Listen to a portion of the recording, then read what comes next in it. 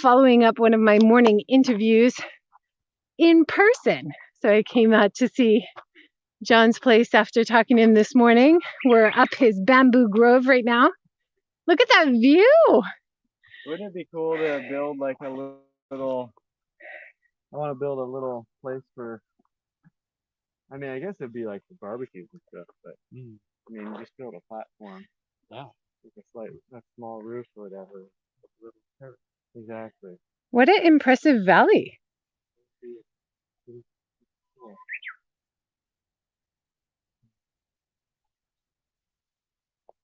I mean, as long as they keep it this way, it would be a bummer if the field, they just asked me to start doing like 3 or 4 that I don't own. And I was like, I don't have time to do it.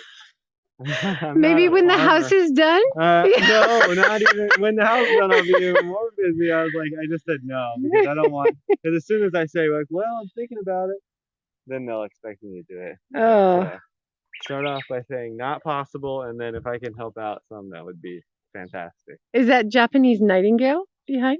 You can hear? Oh, yeah. So beautiful. Yeah, it's pretty great. So to the viewers on HAPS that we didn't get to go live to this morning. Sorry about that. No problem. Then you want to just say hi. This is Jon. Hey, everybody. Jon from Okayama. Okayama house. Remodeling. So is this your house right here? That you're remodeling these two right here, right? These two. Yeah, it's gonna be good once the. And you just did the roof, right? Yeah, we did the Omoya first and the roof on the Naya second. And I did them in, this is called Ibushigawara, which is Hon Ibushigawara, which is like, it's basically the nicest tile you can get, basically. And then the roof on the side is Ibushi, it's Yaki Ibushi, so it's kind of like a glazed Ibushi. So I wanted to be able to bring people and then show them, like, here's the difference between the two. And then over time, they could see the difference as well. Because quite often, this is quite a bit more expensive than that. It's beautiful. Quite often you just see tiles like this just like put on the side next to an old house, right? So they must be valuable. Well, the tiles on this before, I mean, they were, of course, Honibushi, and they were there for 100 years. And they weren't even cracking. But they had moved so much from probably, wind, earthquakes. And also, I wanted to fix underneath the roof because it was all done with mud, and I'd much rather have the new construction method, which is these underlayment pieces that hold the tiles on in a different way, and it's much better during earthquakes and everything. So I did have leaking in 2 different spots though, because the tiles had literally like come off from wind or something, and they were open holes. And the tatami had a hole in it like this big that because it was just slowly but surely, probably, I think it was 10 years there was nobody in the house. So yeah. What an amazing location though. You must be so happy that you landed this one. I'll be really happy when I finally get in. Yeah. And all the rice fields look like they're getting ready for planting. Yeah. What's incredible about this community is that one guy, that's not completely true. There's definitely some people doing a couple of the different spots, but about 70% of it's done by the same person. And then it's a very elderly community. They can't do the rice, and so they all ask the same person to do it. But in return, they don't ask for anything in return. So it's just kind of like they can make sure they're taking care of the land, and they they don't have to get out there and do all the weed whacking and all that crazy business. So it's pretty good. The ones filled with water, those are carp. Is it carp? Yeah, there's a family that raises and sells Japanese carp. Wow. So yeah. I thought it might be for irrigation or something. No. That sometimes that happens where they've got like an irrigation lake above so that it can come down, but those are actually carp, which is kind of rare. I didn't know that when I first bought the place, but it's pretty cool. And you think that it might be planted for rice in Golden Week? I've noticed that trend. Oh, definitely. Yeah. So when family can come during the holidays, they start planting because they don't have enough people, right? It may be, I'm not sure about this area. I live about 15 minutes, 20 minutes southwest of here right now. And this is a little bit later than some places because it's a little colder here. It's still pretty cold in the morning. Mm. Like we had frost just a couple of days ago in the morning. Wow. So they might be a little bit later on doing that. The condition of the houses around you looks really good, though. Yeah, this house over here actually, well, there's people, I mean, living in all of them, which is the biggest thing. Except this shack doesn't look so good. That shack that's my neighbor's shack. She actually asked me to take it down for That me. looks a bit, yeah, like it might fall down the next hard rain or something. You know, sometimes you get somebody to just, can you just fix a couple of those posts for me in there? Really? Well, you're the carpenter. Can you? I'm not sure that's you don't want to take responsibility for that. Did you guys do this path? No, this has been there. This has been there for a long time. For the graves? Yeah, I think I'm gonna do something a little bit more sturdy probably in the long term. Yeah. But I mean, it works fine, but it'd be cool to do. And you guys have been clearing all this bamboo, have you? No, this I had done as a part of the purchase. So like, I wanted them to make sure that they at least made it so that I wasn't gonna get you can see all the bamboo leaves on top of the kura. That's from before this sort of thing was happening. Okay. So I'm gonna have to go through and basically get this all out of here and burn it. And then there's a bunch of bamboo coming up. You can see it over there. So I gotta let it come up, once it comes up to about a meter or so, you cut it and Is this the kind that you can't eat the bamboo shoots? No, you can. We can probably pick shoots here pretty soon actually when they start coming up. But yeah, if you let it get up like a meter like this and then you cut it just above the fushi, which is like the knot, what happens is the roots rot because the water tries to go up, but it can't go up enough, and so it's the best way to get rid of your bamboo. If you want to try and dig out your bamboo, you will never win. Yeah. You just want to cut it a little bit, about a meter up from the top, and let it rot on its own. Let it get full of water and it'll just start rotting. Exactly. That's a good hack. Yeah. No pun intended. Yeah. Yes, pun intended, maybe.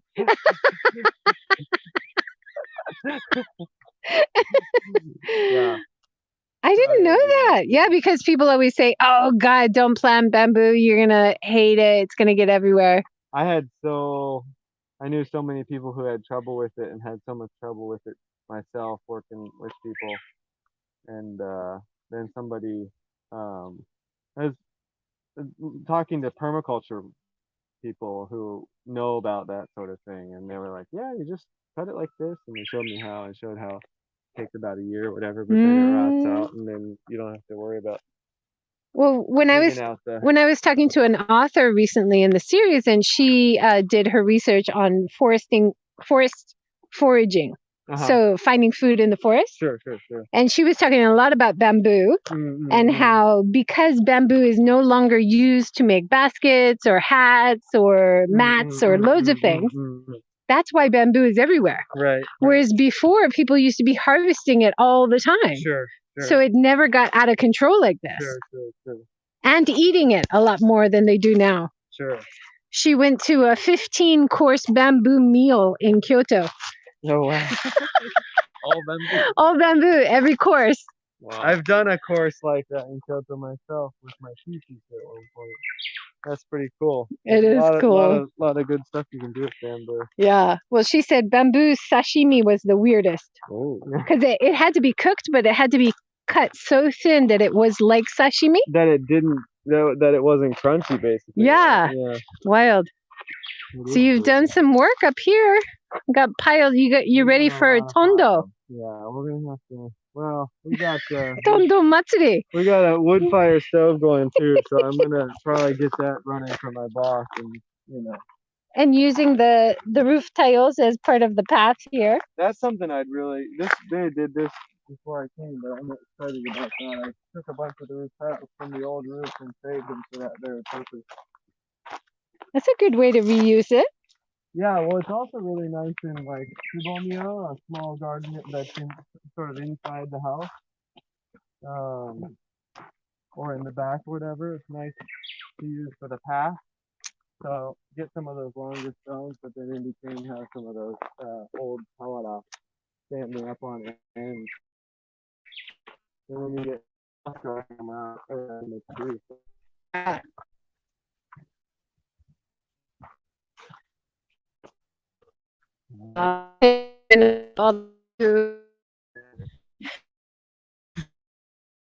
If you just use boo for everything, we have it is. Do you ever use it in carpentry? Do you ever use it flooring or walls or anything? Oh, we haven't bored so much, but we use it's done in like key carpentry a lot. I mean, it's used for columns. It's used for the pieces that hold the ceiling up. We use it for walls sometimes, particularly on the outside. When I was in Kyoto, every year at about in November, we would redo all the bamboo toy, which are like the drain pipes on all the different customers' places because it only lasts about 1 year. Right. But you just get new What a lot of work. year, and it'd be really beautiful. And it really wasn't that much. I mean, it was a good amount of work. You gotta have enough money. Do you do the catching the noodles game before you put it on top of the house? Of course. What is that called? It's called Somen Nagashi. Yeah. I love that. Your kid would love that. He would love that. Did you guys ever go to like Kurama and do something? We did it in the countryside in Hiroshima somewhere, yeah. And when the kids were little, they just love it. And you eat a ridiculous amount. Yeah. And the noodles go on the ground and then back in the chute. Who cares, right? Out one chute and another yeah, chute. So it's fine. So can we have a little tour? I don't want to get in the way. No problem. And that top of the just under the roof there, is that glass or is that plaster wall? Yeah, so that's tile. That's black plaster. Oh. So it's black plaster, and then on top of that, what's called Shikigawara, which they're tiles, but they're made flat. And then there's white shikui that's put in between them to make them waterproof. And that's a really old style. Not many people are doing that anymore, right? Yeah, it's quite old. Yeah, not many people are doing it. Like we have the white plaster on the outside of our house. Yeah. And I asked the remodelers, and they're like, just replace it with plastic. It's easier. Yeah, it's bad. I was like, but I don't want plastic. Right? Well, so this is your Kuda. Yeah, this is the Kuda. We're gonna so I want to replaster the outside in black plaster as well, but that's not going to happen anytime soon. Probably need to save money. So what is black plaster? Is it made with charcoal or something? Yeah, there's like a sumi into it. Yeah. But it's actually a little bit bluer. Yeah, you can see on the walls over here that's kind of lighter shade. Pretty common here in the south part of this area. We're in Kurashiki, south of Okayama. So the exterior is going to get all refinished in that once we're ready to go, and then the interior is all going to be white, so it's nice and bright. That's so cool. Yeah, but the dream for this is I want this to be Oyu and this to be a Mizuburo. So like a Rotenburo outside? Inside. Oh. So I want to... Like a hot bath inside? Yeah, right now I'm storing tools and stuff in there. Oh. What I was thinking was if I could just basically kind of dig and look, out the floor. you can see the grass, the hay. Exactly. In the plaster, which makes it cool. Yeah, the more the better for that. So you guys, you have to imagine inside here would be beautiful bath or something, right? It would just, I don't even know. But and when you open it, steam just goes everywhere. And you have this would just be like a big glass window. There. Uh-huh. So I'd rebuild the lower roof here and then make this the area where you wash. There's a well right Nice. there, so I want to reuse the well water and then get a maki boiler, which is like a wooden fire boiler. Oh yeah. Because we have ridiculous amounts of We extra wood, so.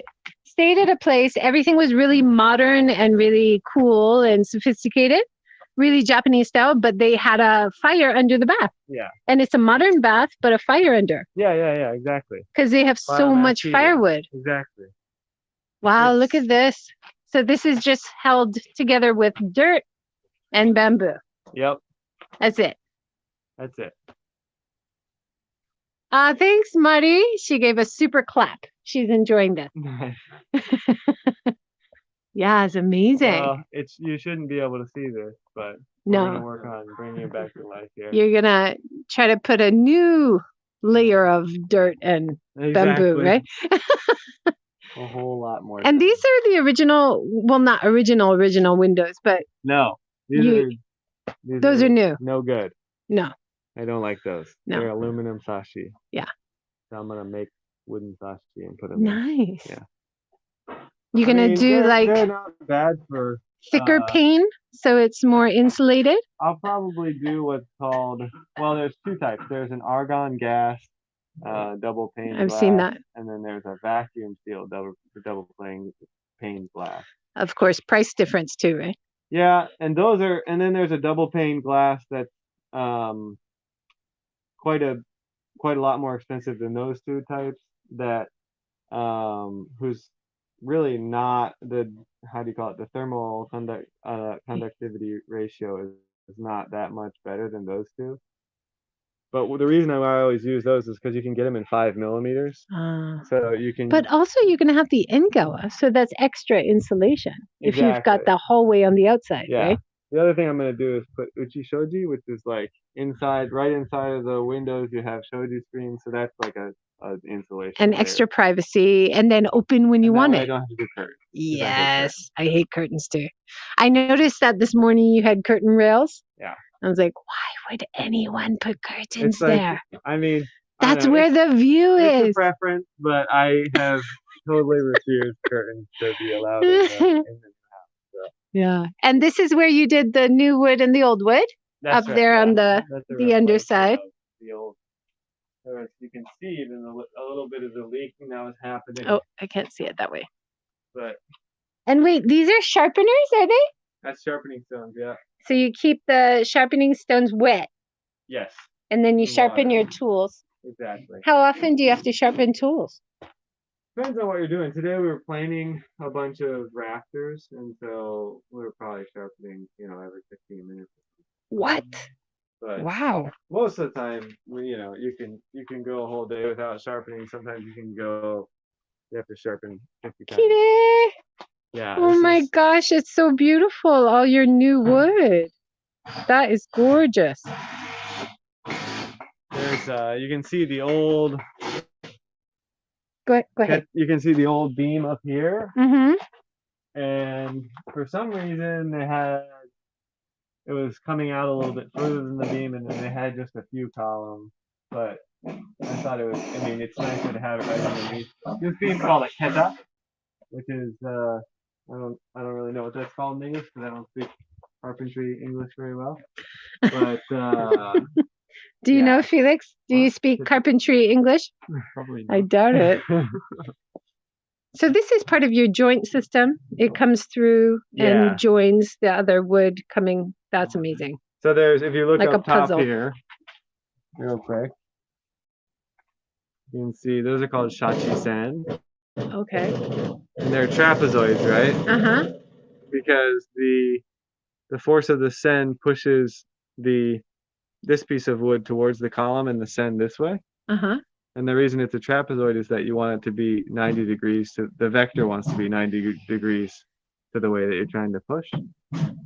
That makes sense? I mean, it makes sense to me, but okay. It doesn't make sense, but not to me. It doesn't make sense to you. You've been at school a lot more recently than I have. And then I love all this rating.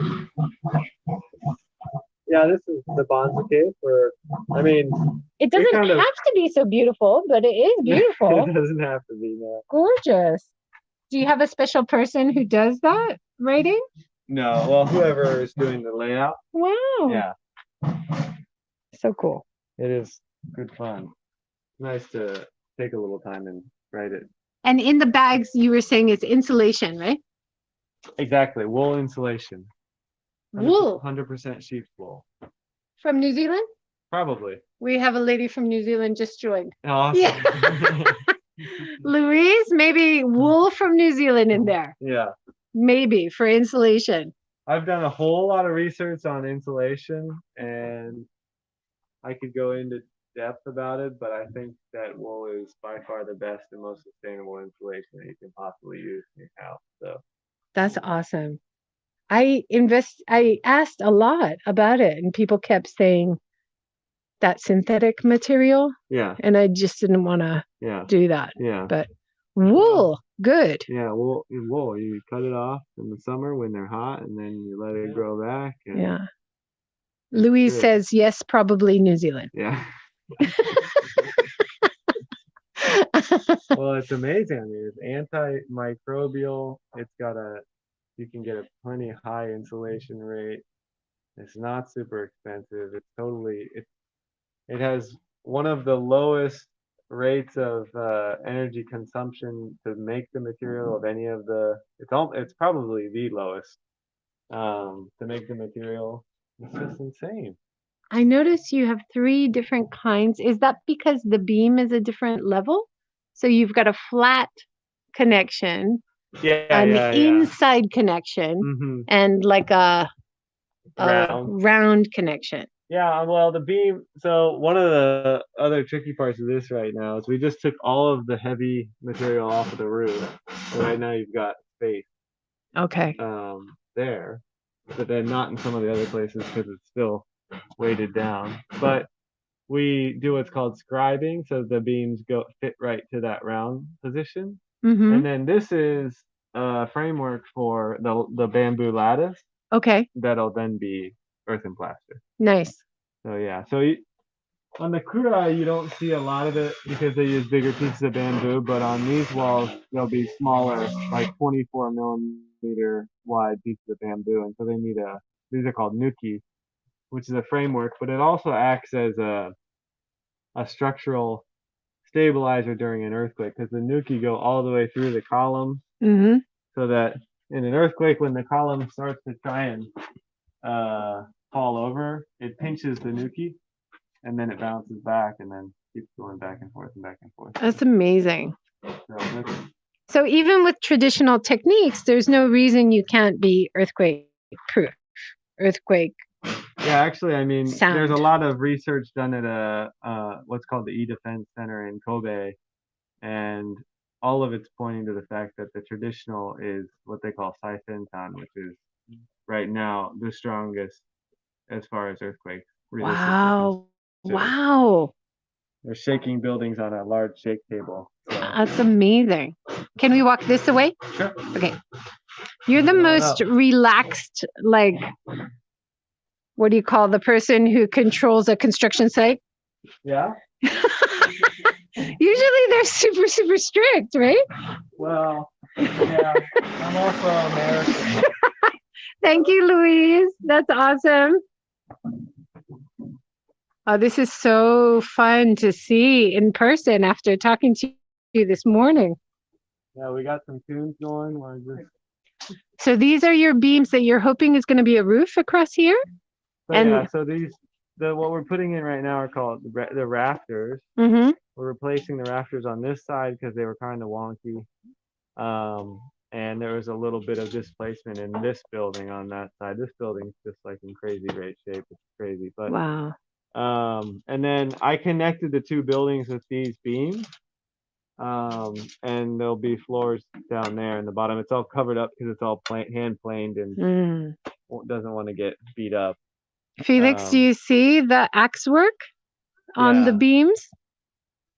He does it. He stands barefoot on the beam and brings the axe down to make those chop marks. Is that right? Did you do it? Yeah. That's amazing. It's hard to capture on the film, on the camera, but it's so impressive. It's all in shadow right now. Yeah. I wish you guys could see that. Maybe we'll catch it tomorrow when we come back in the daytime. It's kind of becoming nighttime now. And you did some work under these top beams as well, did you? Yeah, actually, my good friend and accomplice Jon is working on putting in this new corner piece. Wow. It had rotted out for various reasons. One, because this was an old bath that they had put on in the about 20 or 30 years ago, and they had put a new roof on that, and the roof wasn't done very well, and it was totally full of leaves and water and that is good. Wow. So we destroyed that with a lot of hammering, and now once we finally got here, we realized we got to put a new one in, but we're trying to blend the new and the old, so we're reusing the rafters where we can, and where we can't, we're putting in new ones. So you can see on the ends here too. This side's all going to be the old rafters, and this side we're going to have to put in new. But I kind of like the contrast of that sort of thing. It's one of the things that really appealed to me when I first came to the Louise is asking what kind of wood the beams are. The beam that you're looking at right now is this one is this is pine.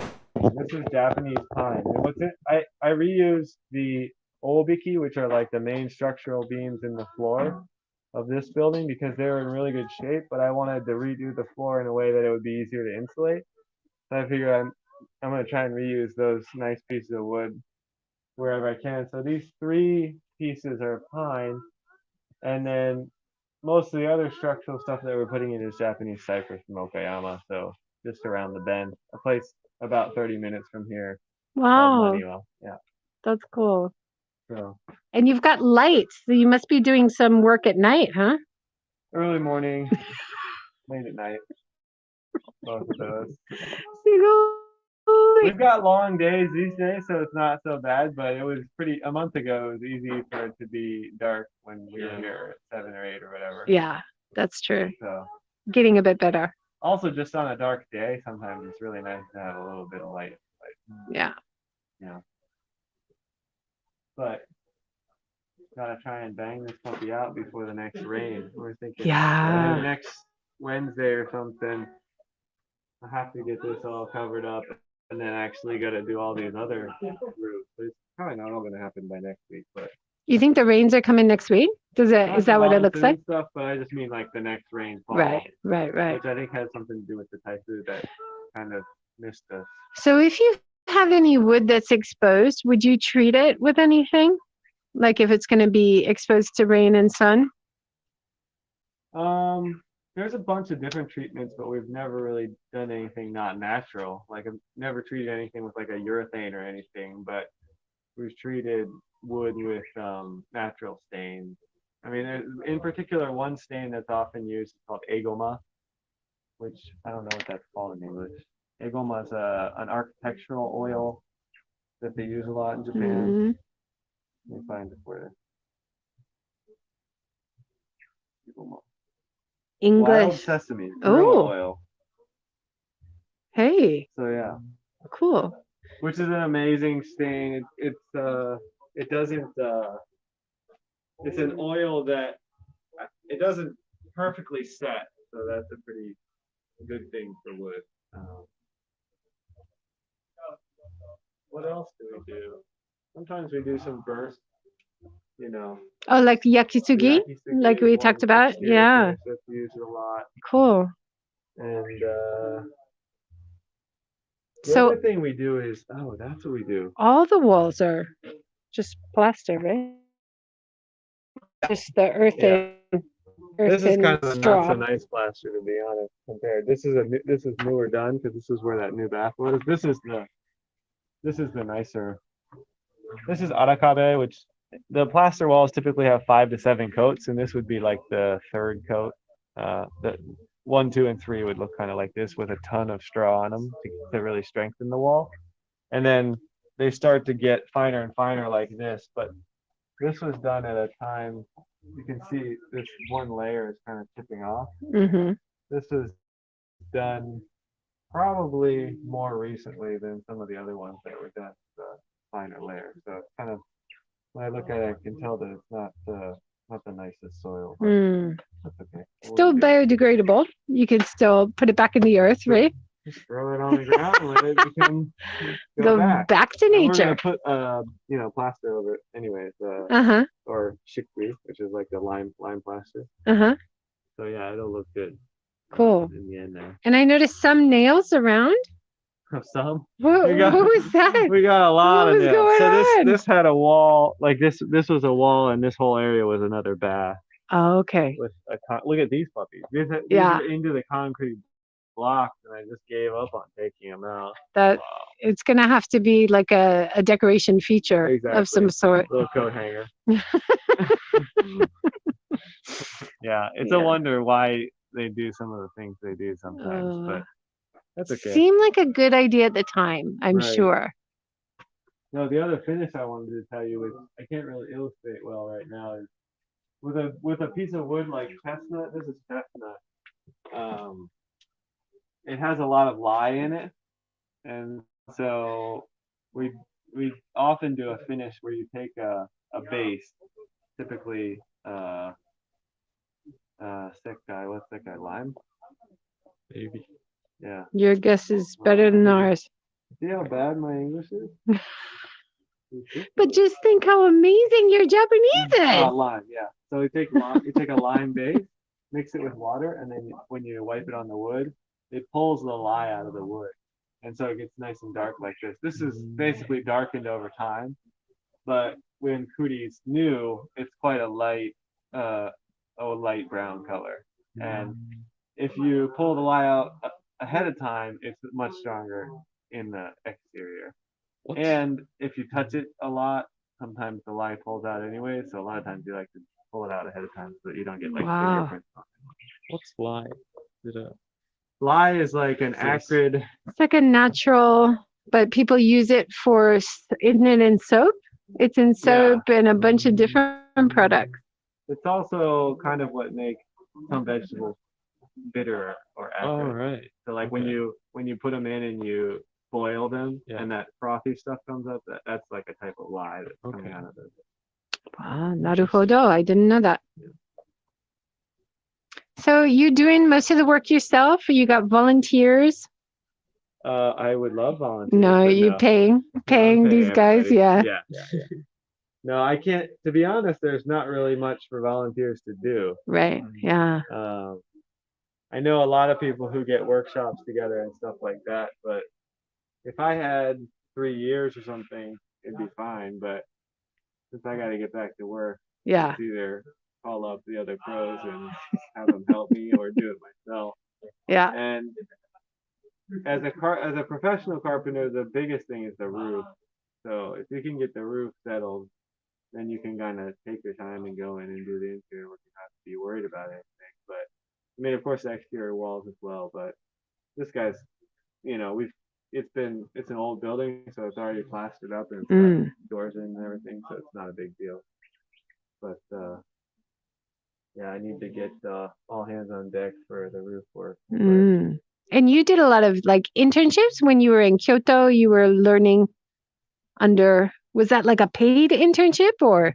Well, I was an apprentice. I was an apprentice at a company called Nakamura Sotoji, which is a company that does mostly tea room style stuff. Yeah, Kyoto だから. Yeah. But it was, of course, in Kyoto. An incredible company, incredible experience. Yeah. They had a lot. I mean, it's a big company. There's about 30 or 40 people there. And so one of the things I realized that I wanted to the reason I wanted to step out and maybe work with 1 or 2 other guys is because you just have to do everything. When you're with a big company, your role gets decided. Maybe you're pretty good at this, or maybe you're still on the bottom of the ladder and you need to do the sweeping or whatever, that sort of thing. And it makes perfect sense, but I wanted to kind of like get my hands dirty in everything. So it was nice to. I'm just noticing that this dark brown beam is all one big tree trunk. Is it? Yeah. Oh my gosh. there's one sugite right here, but then it's one big tree to the end there. Yeah. Louise, no, we're not in Hiroshima. We're in Okayama, which is the next prefecture. It's only about 2 hours away, so not so far. Gorgeous. You're doing beautiful work. But yeah, you're having a time crunch now, huh? No, I just gotta get the roof done as soon as possible. But after that, I see you have some moss up here. oh yeah. Moss is good insulation, no? Yeah, well, the roof on this side, was, like I said, it was so covered in leaves and stuff that it started growing moss. But Oh. we got the other top side done. Got to bang up the bottom. Saki town? No. Where are we? We're in the Inaka in Okayama. We're in the deep Inaka. Deep Inaka. The deep countryside. Pretty deep Inaka. But and what was this an old bath? Yeah. No way. Check that out. I mean, it's growing something now. Is that your compost now? I don't know what to do with this thing. I mean, I gotta take it. I mean, it's metal, so somebody would want it, wouldn't they? You can take it and get a little bit of money for it. No way. Oh, me? Not me. You're just saying someone can. Yeah. Okay. I think it won't fit in my car. Nah. You got at least one open seat. No. That's a little too heavy for me. Look at that little. Nature is amazing. Look at that. Growing right out of there. Bamboo was growing inside of my house when I first got here. This whole area was like literally bamboo growing up out of the ground.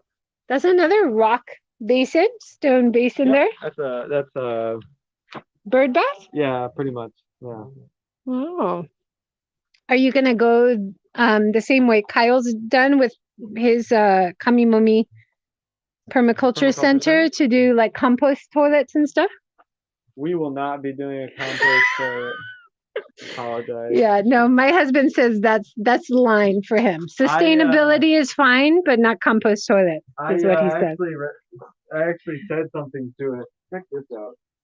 This is how much weight we took off of the roof. Oh my gosh. So the good news is when we put the weight back on, we'll be able to just put it back in the right place. But wow, this whole thing was all kawara, which is like roof tile, so it's quite heavy. And I did this part on purpose ahead of time so that we would know where these columns need to be. Wow. When the tiles this time it's going to be a different type of roof, but when that gets back on there, so. Wow. But it's pretty crazy how light everything gets when you take that sort of thing out. So it's going to be a little fork in the back. Yeah, nice. Yeah. So you're going to put the two houses together.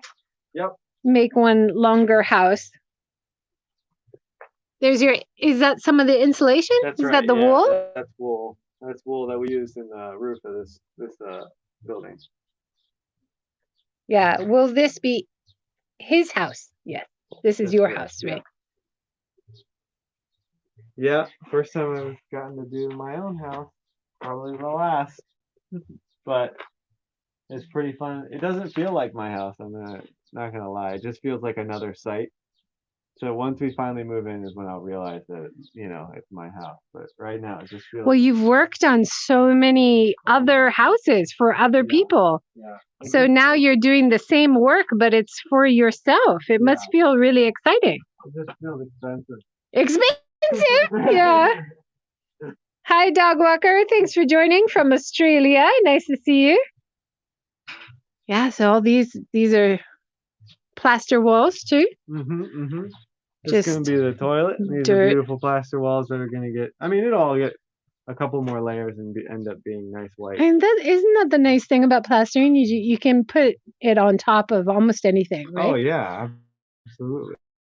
I mean, well, it's just such an incredible material. I mean, there's a lot of people that kind of think that you're living in a dirty house if you're a foreigner and you're not used to but when you get like a really nice 6-degree plaster wall, I mean, this is the stuff that Roman baths were made of. I mean, they had water sitting in them all year round. I mean, they're incredibly durable. There's a lot of different types of plaster. where some of it breaks off, and it's more like you need to be careful on that. Be running into the walls all the time. There's a lot of really beautiful, durable plastic as well. Limousine is asking if he or she can have the takenoko. So if you've got any bamboo shoots, do you ship around the country? Ask him when he's going to be on Grand Designs. I guess that's a house design show, maybe? Never heard of that. You don't have a TV. There you go. Yeah. Somebody will have to come. I'm sure if a Grand Designs TV show comes, you'll talk to him. They should tell Grand Designs about it. Yeah. We'll show them the whole. Unfortunately, I didn't do any plans for this house, which is not the norm. I mean, normally. No plans, just doing as you go, you mean? Well, like, usually I draw the whole thing in 3 dimensions. And this time I just kind of like made like a quick sketch and have just been going kind of like, okay, well, let's do Is that just because you just wanted to get to work? You just wanted to get to work as quick as possible? And, I don't have to go talk to a client about, what their dream is. You are the client. Dream it together with my wife. So I just have her come sometimes and like, what do you think? I love the pantry about this big, about this area, blah, blah. Is she excited? She's excited. Good. She's also kind of in disbelief. She's like, we're not really having as it starts to come together, she's, totally excited. Yeah, it's a hard thing to believe. We'll finally have a nice place to well, live. thank you so much. And we'll come back tomorrow. We'll do another live tomorrow morning, guys. Thanks for joining. See you later.